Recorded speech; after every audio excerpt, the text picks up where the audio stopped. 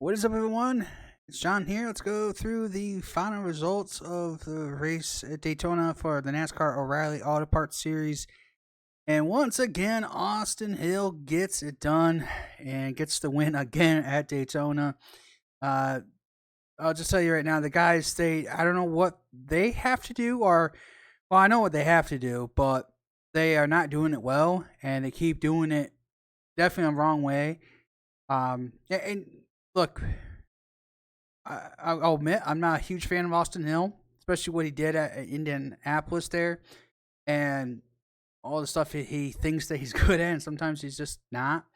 That's why I'm going to keep saying that. Thank goodness for the chase, and now even though he's winning, he's going to probably win. He won this race, and he's probably going to win next week in Atlanta. Doesn't guarantee him a spot in the chase, so you have to points your way through, and yeah, he may be good at certain other tracks, but he's not good at all of them. He's not super consistent. He barely can make it in. If you took just his points alone, the last few seasons, he has not shown that kind of speed everywhere else. So, yeah, super speed might be good for him, but he would have to be way better at mile and a half short tracks and other spots. So, we'll see how good he does there. But let's go to second. Justin Allgaier finished the second. Got caught up in a wreck. I think it was stage 3. He got caught up in a wreck, but it wasn't too much damage. And able to get to second. Basically shoved Brandon Poole out of the way. Though trying to help. He was trying to help push him by. That's what you try to do, right? But they're not doing it right. They hit him. They hit so hard, and they don't let off when they push in. His incident with Poole, he hit him too hard. He got driven through by Sieg. Sieg hit him, Justin, and Justin hit Poole too hard, shot him sideways. And then I think it was Jordan Anderson actually was behind him.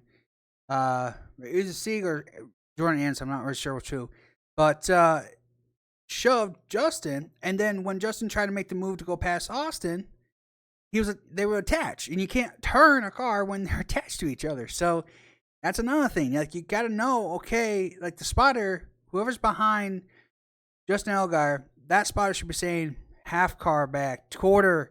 He's about to make a turn, and you get off his bumper, because if not, you're just going to hook him. So I don't know who and what they are doing, but they literally hand this stuff to him all the time. Yeah, Austin Hill's got a fast car. That's great and all. But that doesn't mean, okay, that you just concede to him thinking that's it. Like, you can never win. There is a possibility. People started at the end of Junior's career, started realizing, hey, if you start working against him and work with each other, you can beat Dale Jr. You can beat him at his own game. They start realizing that you got to team up. Yeah, you need fast cars, sure. But if you have 15 cars against one, yeah, the 15 cars are going to win. So that's kind of what's going on here. They work against each other. They want to win. Like, they all want to win, but they're not thinking, you still got to beat the guy who's been kicking your ass each time you come to these super spirits. Beat him first, then everyone else can go and win. But they choose not to. And I feel like they choose just to compete with each other and kind of forget the big goal to get the one guy. Look, he's fast. Yeah, he's talented at this stuff. But he's beatable. They got to choose how they want to beat him. If they all want to go against each other and fight and go one-on-one with him, you're going to lose. You're always going to lose. So that's kind of how it has to play out. But anyways, Justin Allgaier finished second. Ryan Sieg in third. He got caught up in a wreck as well. Man, I think pretty much only about maybe 5 or 6 cars throughout the whole race did not have damage. So majority of these guys had some kind of damage. Jordan Anderson, good run for him. He finishes fourth. Sammy Smith, also another driver, got caught up in a wreck early, trying to get into a hole that wasn't there, spun out. Ryan Alice, great job for him, getting 6th. Carson Carson Crawford finished in 7th. Lane Perkins in 8th. Jesse Love, though he finished 9th, he was running up front with his teammate. Another car that was fast. Which kind of surprises me all the time is that he's fast, but he's just not that quite faster than his teammate. You know, if I was RCR, I'd just mirror the cars, put the same setup in. If Jesse says, "Hey, I need just a little bit more of this, just so he has more comfortability," then you do that. But I'd bring the same setup and then let him race it out. Because I understand that you're going to say, well, we're still competitors and we got to have our own things. But I don't know. I just feel like Jesse Love, though he can win these races, they've always seemed like, to me, just my opinion, they give more the ability to Austin Hill. They give this better setup. Just a little better one compared to Jesse Love. So I don't know. We'll see if that case is the same case next week at Atlanta. Of course, that's completely different kind of super speedway racing. Roger Carruth got caught up in a few wrecks himself, but still be able to get a top 10. Anthony Alfredo, right at the beginning of the race, we didn't even get lap 1. Hell, we didn't even get to this. Well, the leaders got to the start finish line, but really they started wrecking before the whole field crossed the start finish line. And Anthony Alfredo, who didn't make the race. I mean, talk about a week of just terrible bad luck for Anthony Alfredo. He got in. He didn't qualify on time for the duels. Then he raced in the duels, got in, then got DQ'd. Or he DQ'd because technically it's qualifying races. So he gets put to the end of so basically his qualifying time didn't exist, or the race didn't exist for him. So he didn't make the Daytona 500. Then his team for Xfinity wasn't fast enough, O'Reilly was not fast enough. So they made a deal with the Ford team to be on there with dual wipes and everything. But didn't even get to the start finish line and got caught up in a wreck. Thankfully, it wasn't too bad. Able to fix it and comes home 11th. So after a dismal week and into the weekend, at least he has something positive to finish it out with an 11th spot. Brandon Poole, after getting basically knocked out from second, finishes 12th. Patrick in the 38 finishes 13th. Parker Russeloff finishes 14th. Kyle Sieg 15th. Let's see. If I butchered some of these names, I apologize because some are a little weird. Lavier, I want to say it. Scott finishes 16th. Josh Balicki 17th. Patrick, he's I guess an eye doctor, but apparently, and I didn't know this. I watched him qualifying. He is well known, or at least he's done some racing. His grandfather and his father's done some racing, but they just said, "Hey, you gotta worry about school," and he just took that route more than racing. But he's always enjoyed racing. But finished 18th. Not bad for his first race.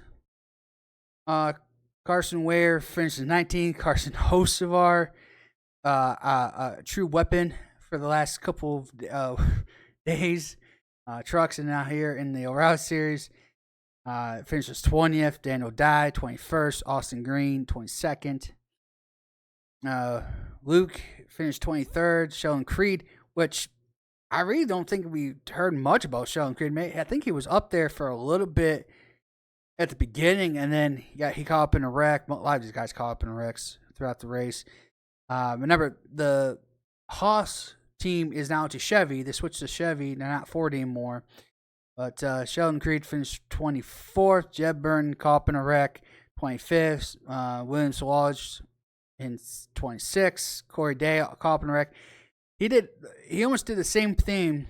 Well, he did practice the same thing like Liz McFarland, but he just nicked the wall, got it repaired, and then got caught up in another wreck later in the race. So, and he lost it twice off turn 4. We've been seeing that lately, so I'd watch out for the Daytona 500 and see what happens through the race. It may be a little bit cooler just because there is a front approaching later, hopefully way later. But it might be a little cooler, so I might have more grip. But I mean, it was nighttime, so even in this race, definitely was a little weird on how much grip the track has lost just in a year or so. Taylor Gray, 28th. Harrison Burton caught up in that wreck too. 29th. Brandon Jones, 30th. Sam Mayer, 31st. Jeremy Clements, 32nd. Natalie Decker. I'm going to get hate for this, but I'm going to talk about her. She comes on the radio just complaining up a storm that she was mad at Sam Mayer for not holding his brakes and sliding up the track. First of all, his car was completely destroyed. Okay? He couldn't see because his hood was flapped up on the windshield. He probably had most likely no brakes. All tires were flat. So he had no idea which way he was probably necessarily going, per se, or even had a choice to go that way because everything's busted on the car. And she has the audacity to blame him when she herself could have slammed on the brakes and slowed down. That wreck was going 30 seconds before she even showed up to that scene. And she blames him. I'm sorry. She shows up, does these one-off races, and expects to be great and expects everyone to get out of her way. It drives me absolutely insane. It drives me nuts. If you want to call me sexist, whatever, I don't care. Because this is absolutely the truth about her. You start thinking you can like her, start thinking she's got intelligent brain, but then she does and says that shit. When these are her one opportunities to even have a chance to even race in these races, and tries to blame other people for her mistakes. It just drives me nuts.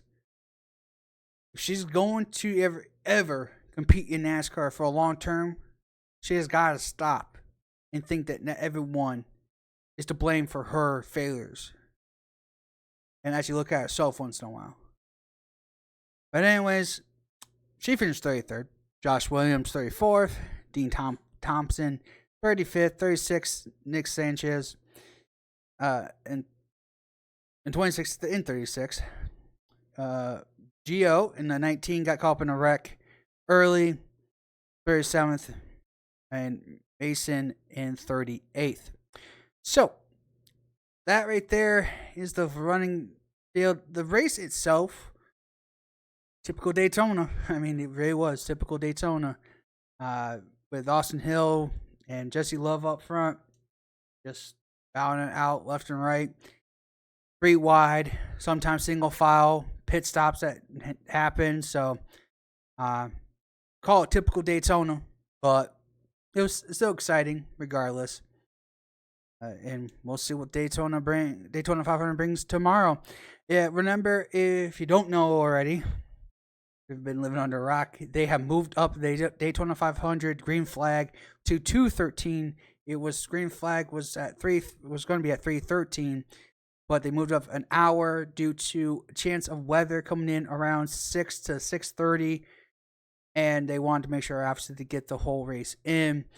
A lot of forecasts right now show around 6:30 to 7 when the rain is supposed to show up. So it probably could have even gotten in even at the scheduled time. But you never know with weather. Could be early, could be later. So they just, on precaution, they are going to start at 2:13 green flag. Pre-race stuff start at 11:30. I know they say 1:30 for race. That's not the case. That's just the ceremony stuff that they do in the beginning. That they put a hard line at 1:30, so everyone's ready to be at TV by 1:30. But there's pre-race stuff starting at 11:30 now. That was 12:30, now 11:30. So everything moved up 1 hour. Green flag at 2:13 Eastern time. So hopefully we'll get all of the Daytona 500 in. But that is going to do it for this one. Thanks for watching. Subscribe for more NASCAR content. and hit that like button if you like this video, and share the video with your friends. And hope to see you for the next one.